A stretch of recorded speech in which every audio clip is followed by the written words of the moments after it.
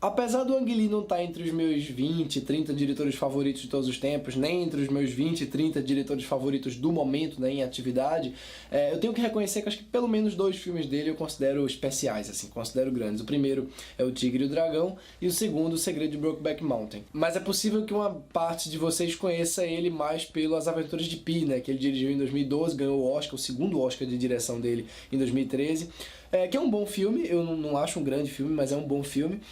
E ele é um cara que, assim, sem dúvida nenhuma, tecnicamente ele é não só muito versátil, como muito eficiente, né? Nas Aventuras de Pi já houve essa pseudo-revolução com certos elementos da computação gráfica na criação do tigre ali e de outros elementos do filme. O filme foi filmado num estúdio gigantesco, que levaram o estúdio a colocar ele à frente desse projeto Gemini, que na verdade é um roteiro que já tá circulando há um tempão, mas à época não tinha à vista tecnologia suficiente para fazer, né, para filmar.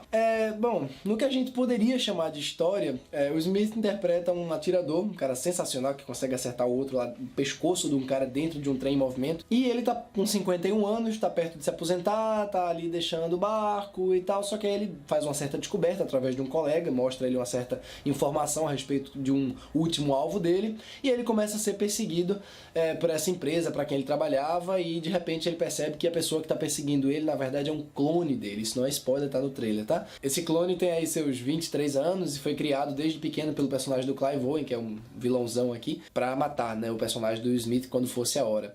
Isso aqui não é a segunda vez, não é a terceira vez, não é a quinta, não é a 10ª, não é a 30ª, não é a 50ª vez que a gente está lidando com duplo, né? Bota aí centenas de vezes já que a gente viu esse tipo de história antes, da pessoa ter que confrontar ali seu próprio eu. Esse ano, inclusive, a gente teve isso com a obra-prima do Jordan Peele, Nós, né, que eu fiz crítica aqui no canal.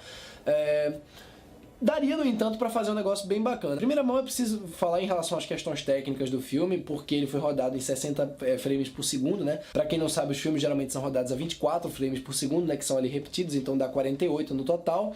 E isso, essa coisa dos 60 frames, ela dá uma nitidez maior à imagem, né? Ou seja, enquanto num filme 24 frames por segundo, ou seja, um filme normal, quando a câmera faz uma panorâmica e você pausa no meio, aquilo fica, né, aquela imagem não tem uma definição completa. No caso de um filme com 60 frames, como é o caso do Projeto Gemini, se você pausar ali uma cena em movimento, a cena vai continuar nítida, ou seja, é uma ultra nitidez, que é bem interessante de ver. Eu vi na sala XD, uma sala com 3D sensacional, então realmente a profundidade de campo é bem trabalhada, melhor até do que no As Aventuras de Pi, né?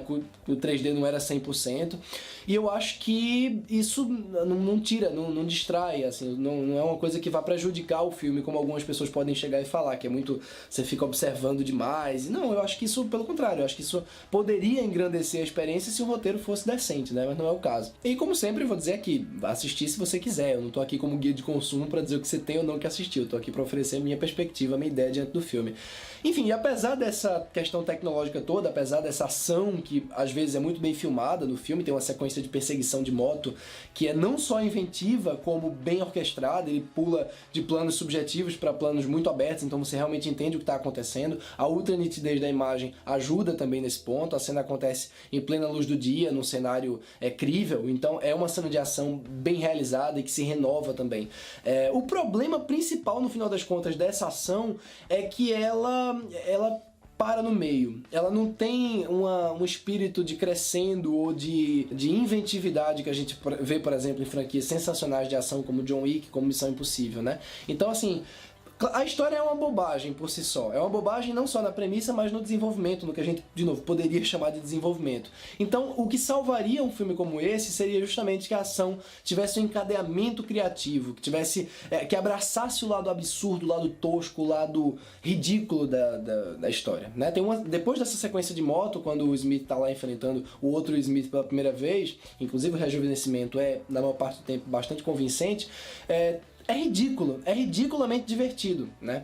O cara pega uma moto e taca, sem spoiler, tá? É uma briga de moto, literalmente. O outro bate a moto no outro. Aquilo ali é hilário. É muito engraçado. Eu não sei se era pra ser engraçado ou não. Não interessa. O que interessa é que é divertido o suficiente. Se o filme fosse mais daquilo, fosse mais daquela tosquice, ele funcionaria. Mas ele busca uma dramaticidade, ele busca uma seriedade pra aquela história, que tá inclusive clara na personagem da Mary Elizabeth Winstead, que não tá fazendo nada no filme, quando ela diz, por exemplo, exemplo, ele é você. Você percebeu? Ele é você. Ela enfatiza aquilo ali de uma forma que parece que é uma coisa... Nossa, que tensão, né? Como é que você pode processar uma informação como essa? Então, tudo é tratado com essa seriedade e, ao mesmo tempo, curiosamente, é tratado sem nenhuma emoção, assim. É um roteiro muito, muito genérico. Genérico em motivação, genérico em personagens. Todo mundo aqui é qualquer coisa. O Smith tá emprestando o carisma dele, mas ele é um atirador fodão, basicamente. Tem um momento, inclusive, que ele expõe várias características dele pro outro, o Smith, pra provar que o outro é um clone, e ele começa a dizer aquela coisa didática, de receita de bolo, assim, de coisas que ele faz. Ah, você tem medo de abelha, você tem medo de dormir no escuro, você tem medo de não sei o quê.